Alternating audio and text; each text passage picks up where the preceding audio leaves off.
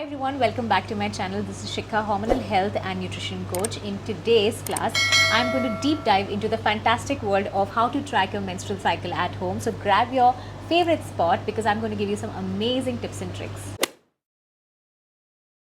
Now before we start, women's periods health can give us a lot of information about when is the right time to conceive, or even give us clues about what is the abnormal period cycle which is leading to hormonal imbalance. So tracking the period cycle at home is an easy way to understand this. So let's begin. Now let us understand what are the four phases of menstrual cycle. First is menstrual phase, second is the follicular phase, third is ovulation, and fourth is the luteal phase. Now let's briefly understand each of them. First, menstrual phase. This phase marks the start of your cycle and is characterized by the shedding of the uterine lining. Typically, it should last around 3 to 7 days. Second is follicular phase. Following the menstrual phase, the follicular phase begins. During this phase, the body prepares for ovulation by developing follicles in the ovaries. Third, ovulation. Ovulation is the most fertile phase of the menstrual cycle. Now this is the best time for the women to conceive. An egg is released from the ovary and travels through the fallopian tubes, which is ready for fertilization now. This phase usually occurs around 14th day in the 28-day cycle. Fourth, luteal phase. After ovulation, the body enters the luteal phase. The uterine lining thickens in preparation for a potential pregnancy.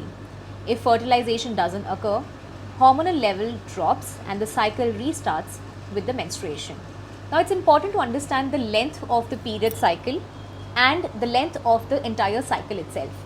Now if your entire cycle is around 25 days to 35 days, then it is considered as normal. So it can differ from person to person. If it is shorter or if it is too long, then you have to consider speaking with your doctor.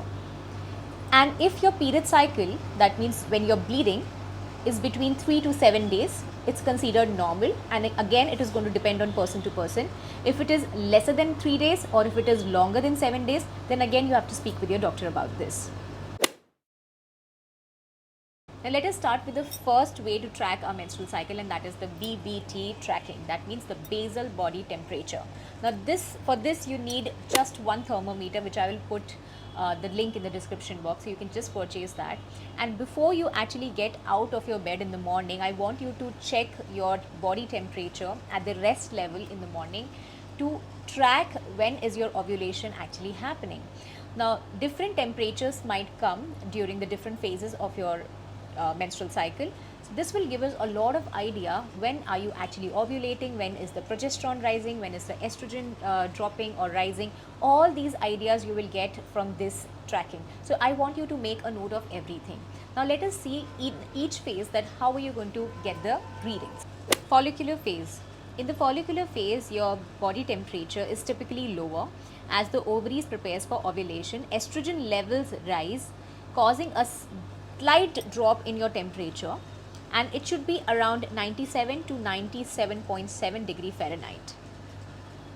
During your ovulation time, you might see that there is sudden rise in the body temperature because of the progesterone rise. This rise in the temperature can indicate that ovulation has started occurring. Luteal phase. During the luteal phase, the basal temperature remains elevated and the temperature rises to 97.8 degrees Fahrenheit. It can go a little higher also for some people. And all these things happen mainly because of the ovulation and the rise in the progesterone hormone. Now, as you track your basal body temperature over time, you will notice a slight increase after ovulation due to the hormone progesterone. This temperature rise helps us indicate when you are the most fertile. Now let us see another way of tracking your menstrual cycle, and that is by checking your cervical fluid. During each phase, your cervical fluid consistency will change. That can give us a lot of clarity about ovulation and when are you going to get your menstrual cycle. So let's begin.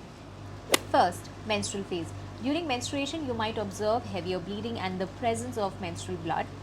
Second, follicular phase. As the follicular phase progresses, cervical fluid gradually increases. It may appear sticky or creamy, providing a conductive environment for sperm survival. Third, ovulation. Around ovulation, cervical fluid becomes clear, slippery and stretchy. Resembling raw egg whites, this type of cervical fluid aids sperm in their journey to the egg. Fourth, luteal phase. In luteal phase, cervical fluid decreases and becomes thicker, preparing for the next menstrual cycle. We can also track our menstrual cycle by checking the cervical position by inserting our finger into the vagina and checking the position for that. We can also check the color of the periods, if it is dark or light, which can indicate a lot of information about the period health. All of this information is given in the PDF that I have created for you. So just make sure that you are downloading your copy from the link in the description. I am sure this is going to be super helpful for you. There is a lot more information in detail which I have shared in that PDF, which is not really covered in this video. So let's recap.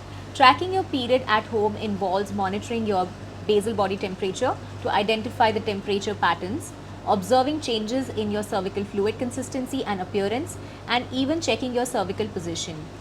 Combining these methods will help you gain a deeper understanding of your menstrual cycle and fertility. Don't forget to download your copy from the link given in the description. Now remember, every woman is different and every woman can have different types of menstrual cycle which is normal for them. So please don't compare yourself with anybody. Try to find your own normal by tracking it regularly. And if you see that there is anything which is abnormal about your period cycle, then speak with any health professional to help you out with that. Now that's all for today. I hope you found the tips and tricks that I shared with you to track your menstrual cycle easily at home useful and empowering. If you have any questions, any queries, please write it in the comments about the period cycle or hormonal health. I'll be more than happy to help you. And please do share it with all the women who have period issues or they want to understand how to track their period cycle properly. With this, I take a leave and I will see you in the next video.